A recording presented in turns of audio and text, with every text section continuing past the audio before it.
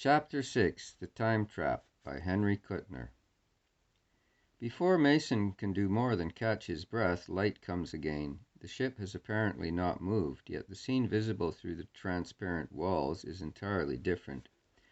No longer are they in the room of the twin monoliths. The ship hangs in empty air 20 feet above the roofs of a strange archaic city.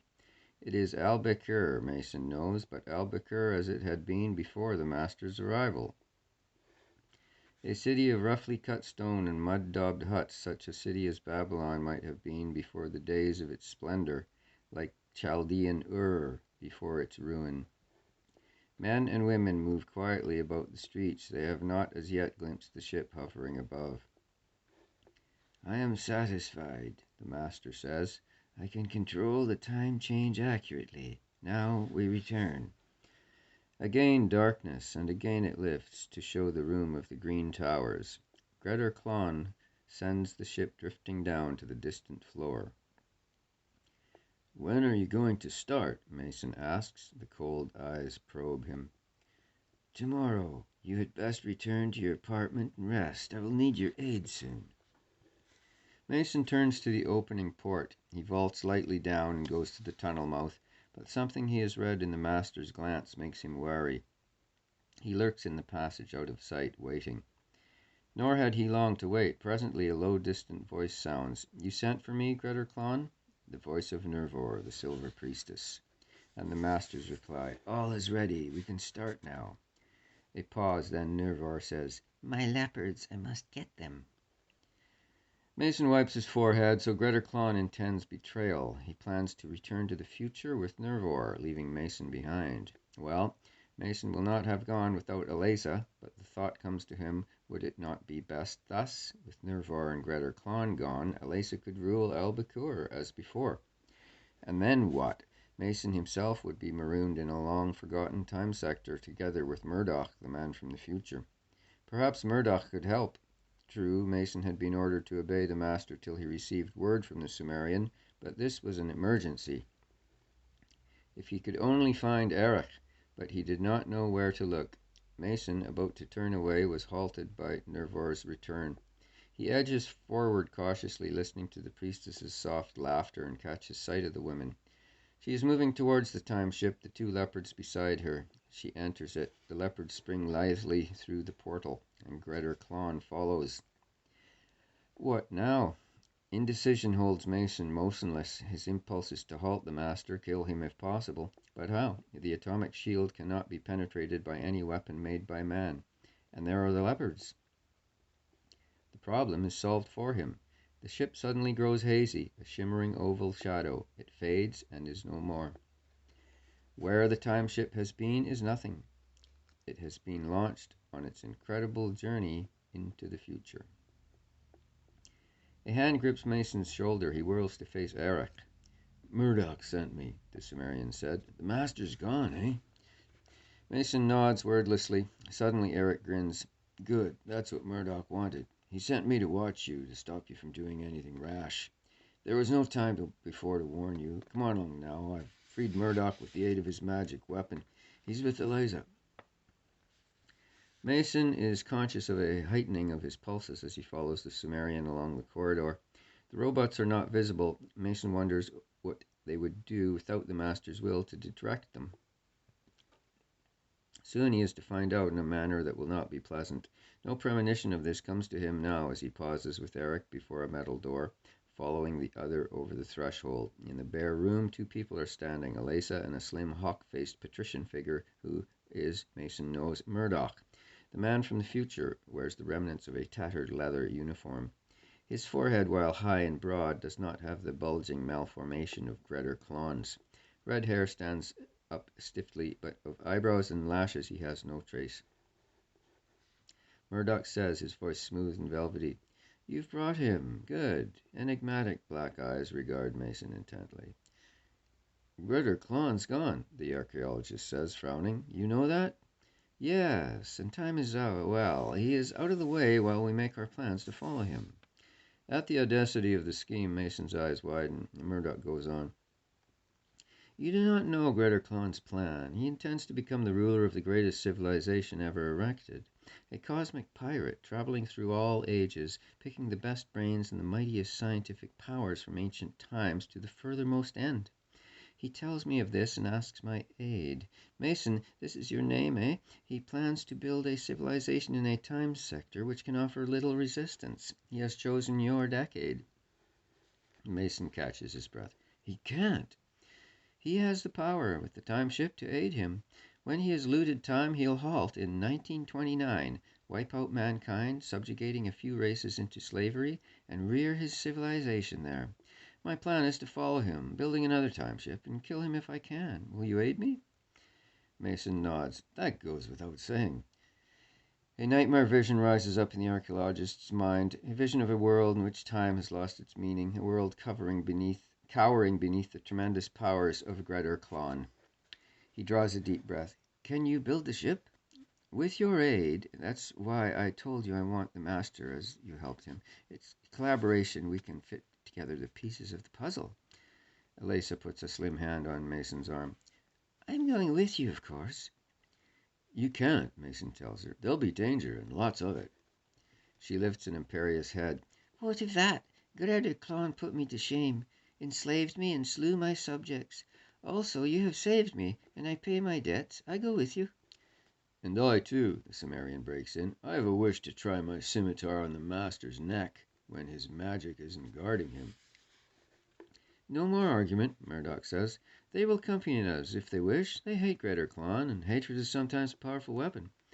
He turns to the door, and the others follow. Mason slips the Givel's arm with his own, squeezing it reassuringly.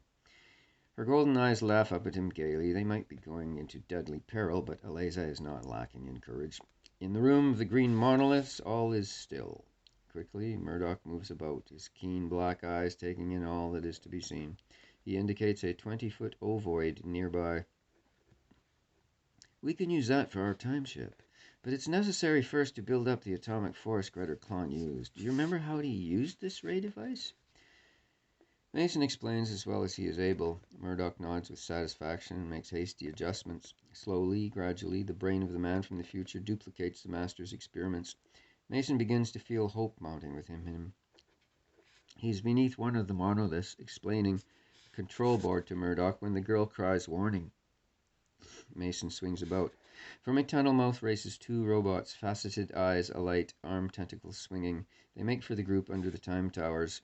Swiftly, Murdoch brings up his egg-shaped weapon. From it, the ray springs out, stilling the robots with fantastic swiftness. They stand silent, unmoving, but from the passage comes the thunder of racing feet. Murdoch bites his lips. I was afraid of this, he whispered. Gregor Klon foresaw that we might follow him. Before he left, he ordered his robots to kill us. I doubt if we'll have time now. Time? It was a Cimmerian battle lust in his eyes. He stoops and snatches up a huge sledgehammer. Give Eliza your weapon, Murdoch. You and Maison finish your task. We'll hold off these demons. Elay snatches the ray projector and races towards the tunnel mouth. Eric is at her heels. Murdoch smiles grimly. Let us hurry. We may have a chance after all. Mason is frowning, looking around for a weapon. The other grips his arm. You can best help by aiding me. We can't battle all the robots. Only if we get the time ship completed can we escape. A metal man lunges into view, silent and menacing. The ray projector in Eliza's hand stills him, but there are others, hundreds of them, racing eagerly forward. Some of the girl halts, others fall victim to Eric. The Cimmerian roars red battle curses. The sledge rises and falls in sweeping, crashing blows, grinding the metal heads of the robots beneath its drive. But slowly the two are pressed back, slowly, inexorably. Murdoch's fingers fly, adjusting, testing. Mason steals a glance at the battling pair and straightens out, his breath hissing between his teeth as he sees Eric go down beneath a flailing tentacle. The archaeologist leaps forward. The girl might hold back the robots for a moment, no longer. Leaping over the Cimmerian's body, Mason snatches up the sledgehammer. He sees the featureless blank head of a robot looming before him. A tentacle slashes down, vicious and deadly. Mason swings the sledgehammer in a great arc. Metal sings under the blow. The robot falls away and is gone. But behind him come others. Eric springs up, spitting blood. The hammer, Maison! Let me! Behind them comes Murdoch's urgent cry. Come, it's finished! Mason grips Eliza's hand and runs towards Murdoch, half dragging the girl. Behind him, Eric shouts triumphantly and then follows. The robots come in pursuit with a dull thudding of swift feet. Murdoch is waiting at the port of the ship. He springs back into the interior as Mason thrusts the girl aboard, tumbling in after her, Eric behind him. The door clangs shut just as the robots reach the ovoid. With insensate, brainless fury, they attack the metal walls. White-faced, Murdoch turns to the control board, sending the ship driving up. He lowers it gently on the platform at the summit of the twin monoliths. That lever, you moved that one? Mason nods. Shall I? Yes. The archaeologist opens the port, slips out. He glances over the platform's edge to see the robots milling about aimlessly beneath. Then he moves the lever and races back to the ship. Breathlessly, the four wait. Presently, white flame fingers out from the monoliths. Silently, it spreads, lacing and interweaving till the walls are a sea of pale flame. And it dies. For a moment, no one speaks. Think it'll work? Mason asks shakily. It must, but Murdoch's voice is none too steady. Nevertheless, he turns to the controls, fingering them tentatively. Though Mason has expected it, nevertheless he feels a shock when darkness blankets them. It lifts. The ship hangs above the green oasis, with high palms growing about a pool. In the cloudless blue sky, the sun blazes brilliantly. For miles around the oasis is a desolate wilderness of sand and rock. Alesa whispers, Our legends say Albuquerque was like this once, long, long ago. There was no oasis in my day, Mason says. We've gone back into the past. Then we'll go forward again, Murdoch smiles, his eyes no longer grim and cold. All time lies before us. Gods, the Sumerian says hoarsely. This is magic indeed. The girl touches Murdoch's arm. What of my people? The robots may slay them. No, their energy must be renewed periodically, or they're lifeless and inanimate. Without Gret Klon to do that, they'll run down, lose their life force. Your people are safe enough, Alesa. But my epoch isn't, Mason grunted. He was beginning to understand something of the incredible task before them. How could they find Gret Klon in the vast immensity of time? And if they succeed in finding him, how can they defeat the super science of the Master, augmented perhaps by the powers of a dozen future civilizations? As though guessing his thought, Murdoch says, I can locate Gret Klon easily enough. His ship causes a warp in the space-time continuum that instruments can detect.